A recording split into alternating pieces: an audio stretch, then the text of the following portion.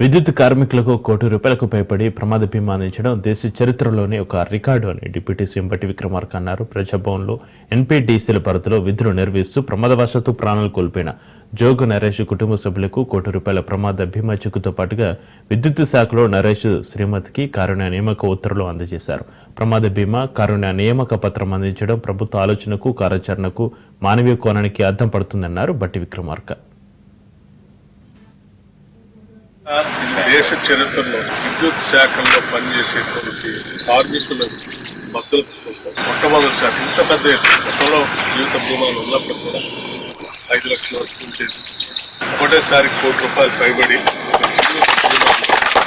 ఏర్పాటు చేయడం అనేది కేవలం ఇందిరమ్మ ప్రభుత్వంలో రాష్ట్ర ముఖ్యమంత్రి రేవంత్ రెడ్డి గారి నాయకత్వంలో క్యాబినెట్ ఇంత గొప్ప కార్యక్రమం బహుశా కార్మికుల కోసం ఏ ప్రభుత్వం కూడా ఆలోచన చేసి ఉండకపోవచ్చు.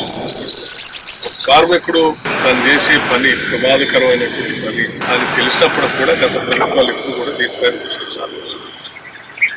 మనం ప్రభుత్వం వచ్చిన తర్వాత ఒక నిర్ణయం తీసుకొని వాళ్ళందరికీ బీమా ₹1,00,00,000 పైబడి తీసుకుంటారు.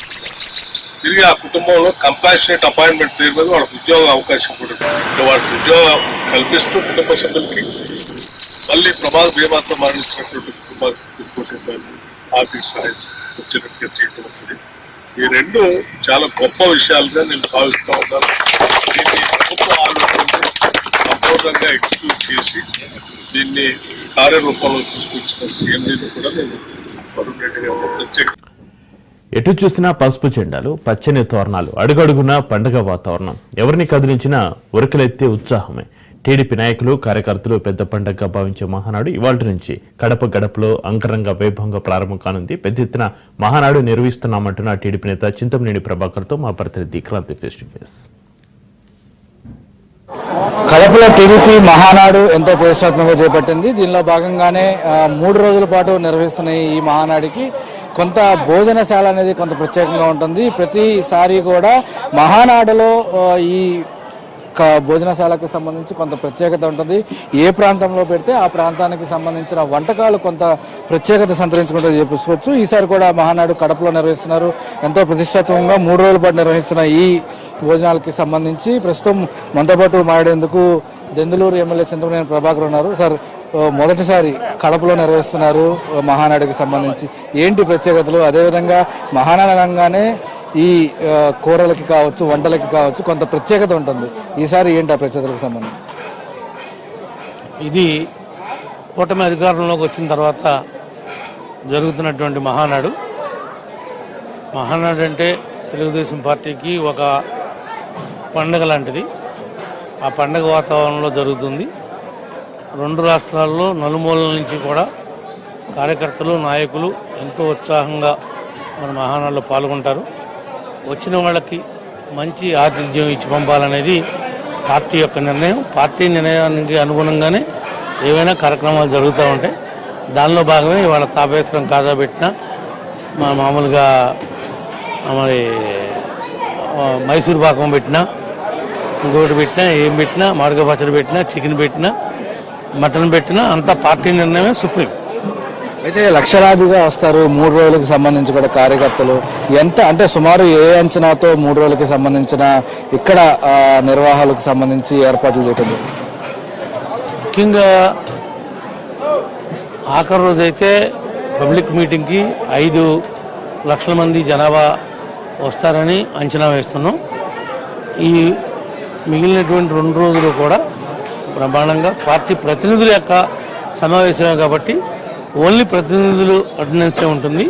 అది కూడా 30 నుంచి 40 వేలు తగ్గకుండా ఎవ్రీడే ఈ ప్రతినిధులు కానీ చుట్టుపక్కల వాళ్ళు కానీ పాల్గొంటారని మేము ఎక్స్పెక్ట్ చేస్తాం. అయితే మీరు ఒక సీనియర్ నేత, ఎన్నో మహానాడులు చూశారు. ఆ మహానాడులకి ఈ మహానాడికి ఏంటి వ్యత్యాసం అంటే ఏం చెప్తారు? వ్యత్యాసం ఏం లేదు. కొత్తగా మహానాడు అనేది ఇవాళ మేము జరుపుకుంటున్నాం కాదు. ఇది ఎప్పటి నుంచో జరుగుతున్నటువంటి ఒక కార్యక్రమం. ఇది పార్టీ కార్యక్రమం. ఆ విధంగానే జరుగుతుంది తప్ప మీరు ఏదో ఎంతగా జరుగుతుంది అని మీరు ఏమన్నా అనుకుంటారేమో, కానీ అట్లాంటిది ఏమి లేదు. ఎప్పుడు ఉండే మహానాడే. అయితే ఇప్పటికే ప్రభుత్వం ఏర్పడి దాదాపు సంవత్సర కాలం పూర్తి వస్తుంది. ఈ నేపథ్యంలో అటు వైసీపీ నుంచి అదే రకమైన విమర్శలు వస్తున్నాయి. ఎక్కడా అభివృద్ధి జరగట్లేదు, ఒక పక్క ఆర్థికంగా కూడా అప్పులు రాని పరిస్థితి కనపడుతుంది రాష్ట్రానికి. కానీ ఏ రకంగా చూడొచ్చు ఆ విమర్శలకి సంబంధించి? రాష్ట్రం అట్లా అయిపోవడానికి కారణం వైసీపీ, జగన్మోహన్ రెడ్డి కదా. నిజంగానే వాళ్ళు విమర్శిస్తున్న దాంట్లో కూడా నిజం ఉంది. అప్పులు ఇవ్వటానికి, తెచ్చిన అప్పులు కట్టడానికే కష్టంగా ఉంది. ఎంత కష్టంగా ఉన్నప్పటికి కూడా ఒక పక్కన చంద్రబాబు గారు, రెండో పక్క పవన్ కళ్యాణ్ గారు, మూడో పక్క బీజేపీ కూటమి ప్రభుత్వం ఏదైతే ఏర్పడిందో ముగ్గురు కూడా చాలా సీరియస్గా, సిన్సియర్గా ఇచ్చినటువంటి వాగ్దానాలని నెరవేర్చే పనిలో ఉన్నారు. 100% నెరవేరుస్తారనేటువంటి నమ్మకం మా అందరికీ ఉంది. అయితే మహానాడు వేదికగా ఆతిథ్యానికి సంబంధించి అందరికీ తెలిసిన విషయమే. ఈసారి ఎన్ని రకాల వంటలు ఉండే అవకాశం ఉంది? ఎందుకంటే గత మహానాడులతో పోల్చుకుంటే ఈ మహానాడు ఫస్ట్ టైం కడపలో జరుగుతుంది. దీనికి సంబంధించి ఏమైనా ప్రత్యేకంగా అంటే దాదాపు ఎన్ని రకాలైన వంటలు ఇక్కడ పెట్టే అవకాశం? అల్లూరి మైసూర్ పాక్ కాడి నుంచి నడుస్తుందని చెప్పాను కదా. అన్ని రుచులు ఉంటాయి, అన్నీ ఉంటాయి, రకరకాల ఉంటారు. ఇబ్బంది కాదు మా నాయకులకి, మా కార్యకర్తలకి. ఇది మా పార్టీ పెట్టేటువంటి భోజనం, ఇది మంచిగా పెట్టాలి కదా. మీ మీడియా వాళ్ళకి కూడా బాగా చూసుకోవాలి కదా. మేము మొత్తంగా కూడా మహానాడుకు వచ్చే ప్రతి కార్యకర్త కావచ్చు, నాయకులు కావచ్చు, ఎక్కడ ఎలాంటి ఇబ్బందులు కలగకుండా, అదేవిధంగా భోజనాలకి సంబంధించి కూడా కొంత ప్రాంతాలకి సంబంధించిన ప్రత్యేకతలు ఏవైతే వంటకాలు ఉంటాయో అవన్నీ కూడా పూర్తి స్థాయిలో ఇక్కడ తయారు చేస్తూ వచ్చిన వాళ్ళు ఎక్కడ కూడా ఇబ్బంది పడకుండా ఆఖరి కార్యకర్త వరకు కూడా భోజనం అందేలాగా ఇక్కడ చూస్తున్న పరిస్థితి అయితే ఉంది. దాంతోపాటు మహానాడు 3 రోజులు కూడా సందడి వాతావరణం నెలకొంటుంది కాబట్టి పూర్తి స్థాయిలో ఇది ఒక కుటుంబ తరహా పండగ వాతావరణం ఉంటుంది కాబట్టి మొదటిసారి కడపలో నిర్వహిస్తున్న ఈ మహానాడుకి సంబంధించి ఇప్పటికే అన్ని ఏర్పాట్లు అయితే సిద్ధమైన పరిస్థితి. ఇది ఇక్కడ వస్తే ఓటు స్టూడియో.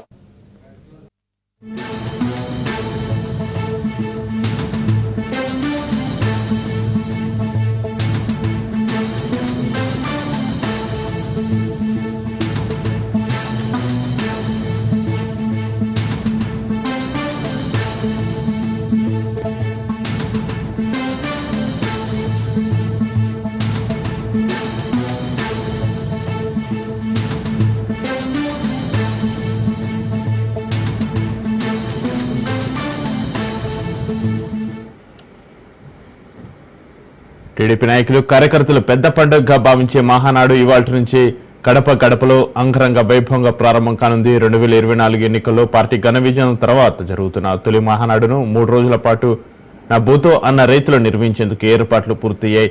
ఇందులో పాల్పంచుకునేందుకు రాష్ట్ర నలుమూల నుంచి పార్టీ నాయకులు, కార్యకర్తలు, అభిమానులు తరలిరానున్నారు.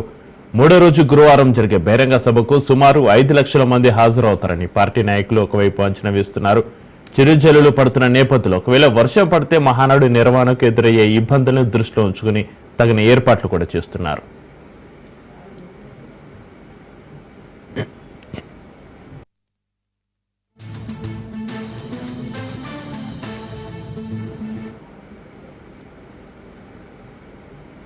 మహానాడు నిర్వహణకు కడప శివారు చెర్లపల్లిలో భారీ ఏర్పాట్లు చేశారు. మొదటి 2 రోజులు ప్రతినిధుల సభ, చివరి రోజు బహిరంగ సభ నిర్వహణకు 140 ఎకరాలు ఏర్పాట్లు పూర్తి చేశారు. వాహనాల పార్కింగ్ కు 450 ఎకరాలు కేటాయించారు. వేదికపై దాదాపు 450 మంది ఆసీనులు కానున్నారు.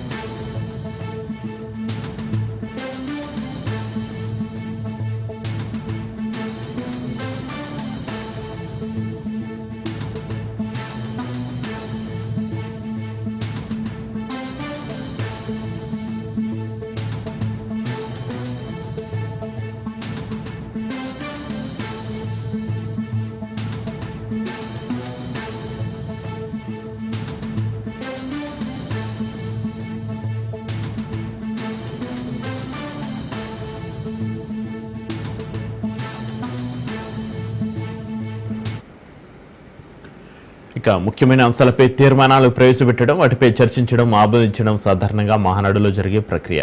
ఈసారి దానికి కొత్త భిన్నంగా టీడీపీ మూల సూత్రాలు, భవిష్యత్తు లక్ష్యాలకు అనుగుణంగా 6 ప్రధాన అంశాల ప్రతిపాదికగా చర్చించనున్నారు. కార్యకర్త అధినేత యోగాలం, తెలుగు జాతి విశ్వఖ్యాతి, స్త్రీశక్తి, సామాజిక న్యాయం, పేదల ప్రగతి, అన్నదాతలకు అండ అంశాలపై చర్చలు, తీర్మానాలు ఉంటాయని ఆ పార్టీ వర్గాలు చెబుతున్నాయి.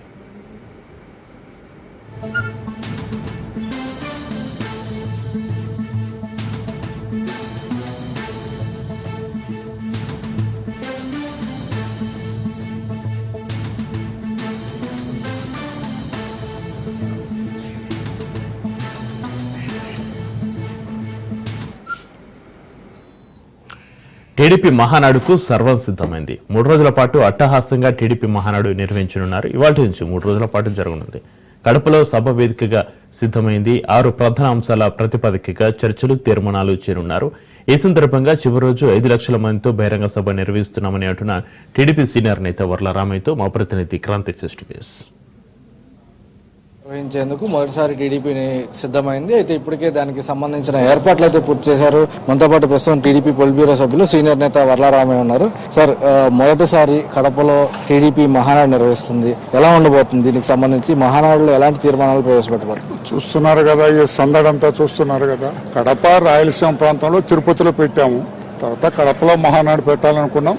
కడప ప్రజలు కూడా మమ్మల్ని ఆదరించారు, ప్రోత్సహించారు. వాళ్ళకి కృతజ్ఞత చెప్పడం కోసం ఈ మహాసభ ఇక్కడ పెడుతున్నాం. బ్రహ్మాండంగా జరుగుతుందని మేము అనుకుంటున్నాం. తీర్మానాలకి సంబంధించి ఈసారి ఏమైనా ప్రత్యేకత ఉందా? ఈ తీర్మానాలకి సంబంధించి ఇప్పుడు కూడా మహానాడులో తీర్మానాలు పెడతాం అనేది ఆనవాయితీగా వస్తుంది. ఈసారి ఏమైనా ప్రత్యేకత ఉంటుంది? ప్రత్యేకత అంటే ఈసారి తీర్మానాలు లోకేష్ బాబు గారు ఒకంత ఆయన దృష్టి ఎక్కువ పెట్టడం అడు చేసుకొని దేన్ని కూడా మనం ఆధునీకరించుకుంటూ ముందుకెళ్లిపోవాలా. ఏదైనా కూడా 40 ఇప్పుడు కమ్యూనిస్ట్ పార్టీలు ఆ పాత సిద్ధాంతాన్ని పట్టుకొని కొలాప్స్ అయిపోయినాయి. కాంగ్రెస్ పార్టీ గరీబీ హఠావని ఎప్పుడో ఇందిరాగాంధీ గారు ఉన్నప్పుడు అంటే అది పట్టుకొని ఏలాడుతుంటే 15 సంవత్సరాల నుంచి కొట్టుమిట్టాడుతుంది కాంగ్రెస్ పార్టీ అధికారంలోకి రావడానికి. మన రాష్ట్రంలో కూడా కమ్యూనిస్టులు ఇర్రెలవెంట్ అయిపోయారు. అందుకని ప్రతిదీ కూడా సిద్ధాంతాలన్నీ కూడా ఆధునీకరించుకుంటూ ముందుకెళ్లాలి. అదే ఇప్పుడు జరుగుతుంది. మహాసభ దానికి ఆవిష్కరించబోతుంది. అయితే ఒక పక్క కూటమి ప్రభుత్వం ఏర్పడి ఇంకా సంవత్సరం కాని పరిస్థితిలో ఉంది. కానీ విమర్శలు అదే స్థాయిలో ప్రతిపక్షం నుంచి వస్తున్న పరిస్థితి ఉంది. ఎలా చూడొచ్చు అంటే ఒక పక్క ఆర్థిక వెసులుబాటు లేదు, అప్పులు కూడా రాని పరిస్థితి కనపడుతుంది బయట నుంచి. కానీ ఇంకా ఏమీ చేయలేదనే విమర్శ ఒకటి వస్తుంది. దాన్ని ఎలా చూడొచ్చు అసలు? అంటే మహానాడు వేదికగా దానికి ప్రజలకు ఏమైనా వివరించే అవకాశం? అక్కడ విమర్శించేది ఎవరండి? విమర్శించేది ఎవరు? మన రాష్ట్రానికి ప్రతిపక్షమే లేదు. ఇంకెవరు విమర్శిస్తారు? అర్థం లేని వాళ్ళు, అవగాహన లేని వాళ్ళు విమర్శించే వాళ్ళని ఇంకా ఏదో అనాలి. నేను నాతో అనిపించాలనే ఉద్దేశం నేను అనను. విమర్శించాల్సిన అవసరం లేదు. ఈ రోజున ప్రజాస్వామ్య ప్రభుత్వానికి శ్రీకారం చుట్టి సంవత్సరం అయింది. ప్రజాస్వామ్యతంగా నడుస్తుంది, ప్రజా పరిపాలన నడుస్తుంది, రాజ్యాంగబద్ధంగా నడుస్తుంది పరిపాలన, ప్రజా సంక్షేమం కోసం నడుస్తుంది. ప్రజలందరినీ ఒకటి చేసి ఒకే బాటలో ఒకే మాటలో నడుస్తుంది కూటమి ప్రభుత్వం. బ్రహ్మాండంగా నడుస్తున్నది. విమర్శించాలని మాట్లాడుతున్నారు. వాళ్ళు ఎవరున్నారు? అందరూ చాలా మంది దాక్కుని ఉన్నారు, బయటకు పోతున్నారు, కాస్త వస్తుంటే జైలుకు పోతున్నారు. ఎక్కడున్నారు విమర్శించేవాళ్ళు? ప్రతిపక్ష హోదా రాని వాళ్ళు ఏమేమి విమర్శిస్తారు, ఏమని చేస్తారు? వాళ్ళు బాగా చేశారని చెప్పగలరు ఎవరన్నా? మీరు కూడా ప్రశ్నించాలి వాళ్ళని కూడా, మమ్మల్ని కాదు. మీరు బాగా చేశారా, మీరు 5 ఏళ్ళు ఉన్నారు కదా, మీరు బాగా చేశారని అడగాలి వాళ్ళని కూడా. ఏదైనా మేము ఒక్క పని మంచిగా చేశామని చెప్పమనండి. విమర్శిస్తారు. We don't bother. మేము ముందుకెళ్తాం. ప్రజా సంక్షేమ లక్ష్యం, ప్రజాహిత పరిపాలన, రాజ్యాంగబద్ధ పరిపాలన జరుగుతుంది. 3 రోజుల మహానాడుకి సంబంధించి ఏ రకంగా జరగబోతుంది, ఎలాంటి కార్యక్రమాలు నిర్వహించబోతున్నారు? అంటే సాంస్కృతికం కావచ్చు, అనేక కార్యక్రమాలు మహానాడులో నిర్వహిస్తారు. ఒక కుటుంబ పండుగ కూడా తెలుగుదేశం కార్యకర్తలందరూ కూడా దీనిలో పాల్గొనేందుకు పెద్ద ఎత్తున రాష్ట్ర నలుమూలల నుంచి కూడా దేశాల నుంచి కూడా వస్తూ ఉంటారు. ఏ రకంగా ఈ 3 రోజుల కార్యక్రమాలు ఉండబోతుంది? ఆంధ్రప్రదేశ్ రాష్ట్రంలోనే 1 కోటి మంది సభ్యులున్న ఏకైక రాజకీయ పార్టీ తెలుగుదేశం పార్టీ. ఏ పార్టీ కూడా ఇంతమంది లేరు భారతదేశంలోనే. భాజపా తప్ప ఎవరికి 1 కోటి మంది సభ్యులను లేరు. 1 కోటి మంది సభ్యులున్న పార్టీ, 1 కోటి మంది కూడా ఒకే కుటుంబం. ఇది తెలుగుదేశం పార్టీ అనేది ఒక కుటుంబం. కుటుంబ సభ్యులందరూ ఇక్కడికి వస్తారు. 3 రోజులు సంతోషంగా, ఆనందంగా, నా భూతో నా భవిష్యత్తుగా ఈ రోజున మహానాడు కడప కేంద్రంలో జరగబోతుంది. అది మొత్తంగా కూడా కడప కేంద్రంగానే మహానాడుకి సంబంధించి ఏర్పాట్లతో అంతా సర్వం సిద్ధమైంది. అయితే ఇక్కడికి వచ్చే తెలుగుదేశం కుటుంబ సభ్యులకు కావచ్చు, కార్యకర్తలకి, నాయకులకి ఎక్కడా కూడా ఎటువంటి ఇబ్బంది కలగకుండా పూర్తి స్థాయిలో 3 రోజులకి సంబంధించి అటు తీర్మానాలు కావచ్చు, కొంత వినూత్నంగా కూడా ఈసారి లోకేష్ ఆధ్వర్యంలో ఈ తీర్మానాలు ప్రవేశపెట్టేందుకు సిద్ధమవుతున్నారు. కాబట్టి పూర్తి స్థాయిలో మహానాడుకి గడప అయితే సిద్ధమైందని కూడా చెప్పుకోవచ్చు. ఇది ఇక్కడ వస్తే ఓటర్స్. విత్తనాలు, చేప పిల్లల సరఫరాకు రేవంత్ ప్రభుత్వం దగ్గర పైసలు కానీ 200 కోట్లు పెట్టి అందల పోటీలు నిర్వహిస్తున్నారని మాజీ మంత్రి హరీష్ రావు ఫైర్ అయ్యారు. సిద్దిపేట జిల్లా పాలమాకుల వేదికగా రేవంత్ సర్కారు తీరుపై మండిపడ్డారు. అంతలా పోటీలు ఎవరి కడుపు నింపుతాయి అని ప్రశ్నించారు. అంతలా పోటీలతో రాష్ట్రానికి ఏం ప్రయోజనమో సీఎం చెప్పాలన్నారు హరీష్ రావు. చెప్పిండు పొద్దుగాల నేను వస్తా ఉంటే జోగిపేటకెళ్ళి ఫోన్లు వచ్చినాయి. సార్ ఈ జీలుగు జన్మ విత్తనాలు దొరుకుతలేవు, ఇలా బాగా లొల్లు అవుతుంది, రాస్తా రోక అవుతుంది, అరే ఎట్లా సార్ అన్నారు. పోయినసారి బీఆర్ఎస్ గవర్నమెంట్ ఉన్నప్పుడైతే అడిగినండి సంచులు దొరికినాయి, జన్మైనా జీలుగైనా. ఇప్పుడు రేటు పెంచిండ్రు, అవి దొరకలేవు సార్. పొద్దుగాల 5 గంటలకు వచ్చి చెప్పులు లైన్లో పెట్టినాం, ఇంకా దొరకలేవని సంగారెడ్డి జిల్లా జోగిపేటకెళ్ళి మన లీడర్లు ఫోన్ చేస్తా ఉండ్రు నాకు. ఇలా మన జిల్లాలో కూడా అదే పరిస్థితి. అంటే ఏమిస్తారు మీరు? విత్తనాలు సరఫరా చేయడం చేత కాదు, చేప పిల్లలు సరఫరా చేయడం చేత కాదు, ఏమైనా మాట్లాడితే పైసలు లేవంటాడు. అందాల పోటీలకు మాత్రం 200 కోట్లు పెట్టిండు. అది ఎవరు గడపడుతుంది? 200 కోట్ల రూపాయలు ఖర్చు పెట్టి అందాల పోటీలు పెట్టడానికి పైసలు ఉన్నాయట. రైతులకు జనము జీలుగు విత్తనాలు ఇవ్వమంటే పైసలు లేవంటాడు. ఇది ఎక్కడి గవర్నమెంట్? మా ముదిరాజులకు చేప పిల్లలు ఇవ్వమంటే పైసలు లేవంటాడు. చేప పిల్లలకు ఎంత అవుతాయి? తిప్పి కొట్టే 100 కోట్లు అవుతాయి. నువ్వు 200 కోట్లు పెట్టి అందాల పోటీలు పెట్టబడతాయి. వర్గానికి, ఏ గ్రామానికి, ఏ ప్రజల కడుపు నింపుతుందని నేను అడుగుతా ఉన్నా. ఎవరి కోసం అందాల పోటీలు నిర్వహిస్తున్నావు? దాని ద్వారా ఈ రాష్ట్ర ప్రజలకు వచ్చేది ఏందో ఇవాళ ముఖ్యమంత్రి గారు సమాధానం చెప్పాలి. అంటే ఈ రకంగా తయారైపోయింది వ్యవస్థ. దాని ఇప్పుడు ఏం చేస్తుండు? HMWS లో 10,000 కోట్లతో టెండర్లు పిలిచిండు, GHMCలో 7,000 కోట్లతో టెండర్లు పిలిచిండు, HMDAలో 20,000 కోట్ల రూపాయల పనులకు టెండర్ పిలిచిండు. అదేందో ఫ్యూచర్ సిటీ అని ఆయన భూములు కొనుక్కున్నాడట, ఆడికి 4 లైన్ రోడ్ 6 లైన్ రోడ్ వేస్తా, దానికి 4,000 కోట్లు ఖర్చు పెడుతుండు. మరి వీటన్నిటికి పైసలు ఎక్కడికి వస్తున్నాయి? రైతులు అడిగితే లేవు అంటావు, ఉద్యోగస్తులు అడిగితే లేవు అంటావు, మత్స్యకారులు అడిగితే లేవు అంటావు. 1,00,000 కోట్ల రూపాయలతో టెండర్లు పిలిచి పనులు చేస్తున్నాడు. నీ కమిషన్ల కోసమో, నీ జేబులు నింపుకోవడానికో, ఢిల్లీకి కప్పం కట్టడానికో, కాంట్రాక్టర్ల కోసం మాత్రం నీకు 1,00,000 కోట్ల రూపాయలు వస్తున్నాయి. పేద ప్రజలు అడిగితే, రైతులు అడిగితే, మత్స్యకారులు అడిగితే, మా కుల వృత్తుల వాళ్ళు అడిగితే మాత్రం పార్టీ మారిన 10 మంది ఎమ్మెల్యేలకు కర్రు కాల్చి వాత పెట్టాలని తెలంగాణ ప్రజలకు బీఆర్ఎస్ పార్టీ శ్రేణులకు మాజీ మంత్రి కేటీఆర్ పిలుపునిచ్చారు. తమతోనే ఉండి వెన్నుపోటు పొడిచి వెళ్ళిపోయారన్నారు. రేవంత్ రెడ్డిని నమ్మి బొక్కబోర్లా పడింది పాలమూరు ప్రజలేనని చెప్పారు. జనం ఆవేశం, ఉత్సాహం చూస్తుంటే గద్వాల నియోజకవర్గంలో ఉప ఎన్నికలు వస్తే గులాబీ జెండా ఎగరడం ఖాయమన్నారు కేటీఆర్. ఏ 10 మంది సన్నాసులైతే మన పార్టీ నుంచి పోయినరో ఆ 10 మంది సన్నాసులకు రేపటి రోజున ఉప ఎన్నికల్లో గద్వాలతో సహా కర్రు కాల్చి వాత పెట్టడమే ఉపాయం తప్ప వేరేం లేదు. మీ అందరికీ నేను మాటిస్తా ఉన్నా, వీళ్ళు వాళ్ళు అని కాదు, మీ ఎమ్మెల్యే పేరు తీసుకునే అక్కర కూడా లేదు. ఎందుకంటే కుండ పగిలింది కానీ కుక్క బుద్ధి తెలిసింది అని ఎవడు మనోడో ఎవడు దుర్మార్గంగా మనతో నుండి వెన్నుపోటు పొడిచేటోడో మనకు అర్థమైంది. కాబట్టి అట్లాంటి వాళ్ళ పేర్లు తీసుకొని వాళ్ళని పెద్దోళ్ళని చేయాల్సిన అవసరం లేదు. ఆ 10 మందికి 10 మందిని మీరు గట్టిగా అనుకుంటే గద్వాలలో పండబెట్టి తొక్కే శక్తి మీకుందని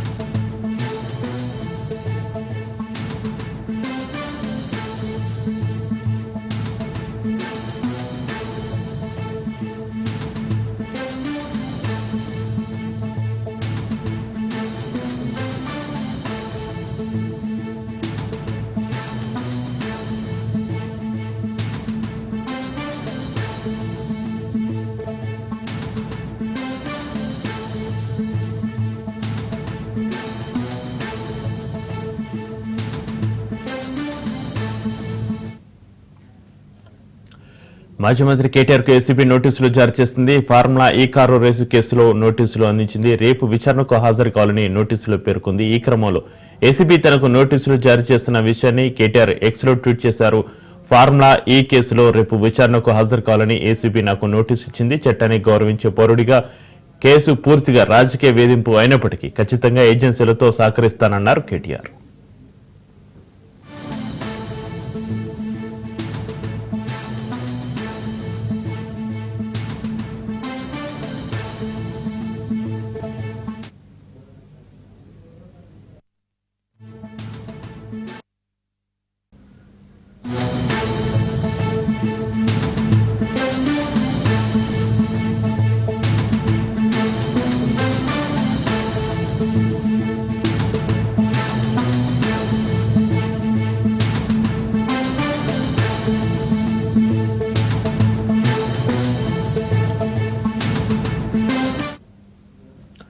మాజీ మంత్రి కాకానికి రిమాండ్ విధించింది కోర్టు. కాకాని గోవర్ధన్రెడ్డికి 14 రోజుల పాటు రిమాండ్ విధించింది వెంకటగిరి కోర్టు. దీంతో కాకానిని వెంకటగిరి నుంచి నెల్లూరు సెంట్రల్ జైలుకు తరలించారు.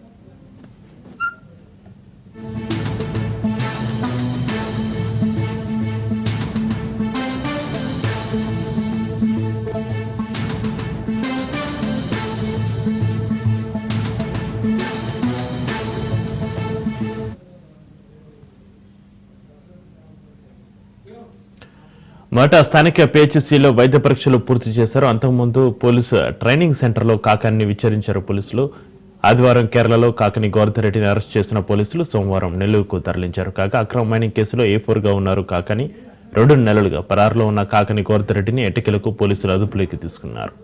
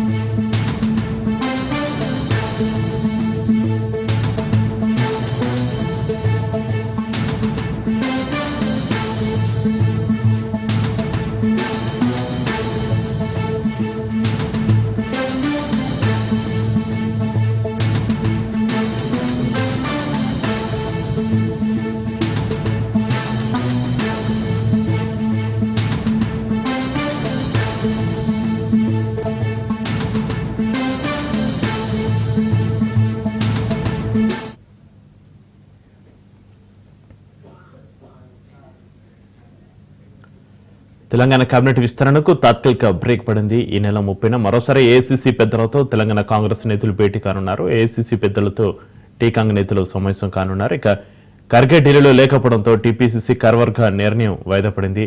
ఇక 30న మరోసారి ఢిల్లీ రావాలని CM Revanth TPCC chief Mahesh Goud ఇతర సీనియర్ నేతలకు సూచించారు.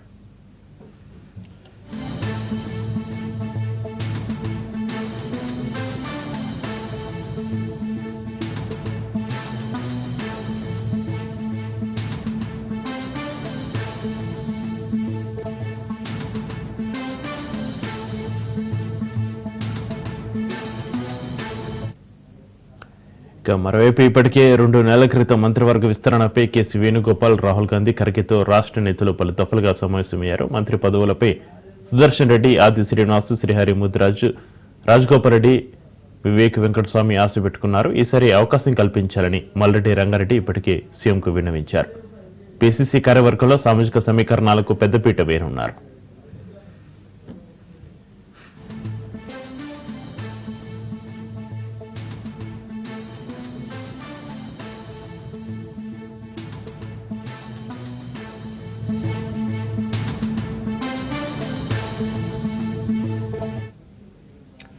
ఎస్సీ, ఎస్టీ, బీసీ, మైనారిటీ వర్గాలకు 70% వరకు అవకాశం కల్పించనున్నట్టుగా తెలుస్తుంది. 4 వర్కింగ్ ప్రెసిడెంట్లు, పెద్ద సంఖ్యలో జనరల్ సెక్రటరీలను నియమించనున్నారు. రోహిత్ రెడ్డి, సంపత్ కుమార్, బలరాం నాయకులను వర్కింగ్ ప్రెసిడెంట్గా నియమించే అవకాశం ఉన్నట్టుగా తెలుస్తుంది. ఇక మైనారిటీల జాబితాలో ఫయ్యూం లేదా ఫిరోజ్ ఖాన్కు ఛాన్స్ దక్కే అవకాశం ఉంది.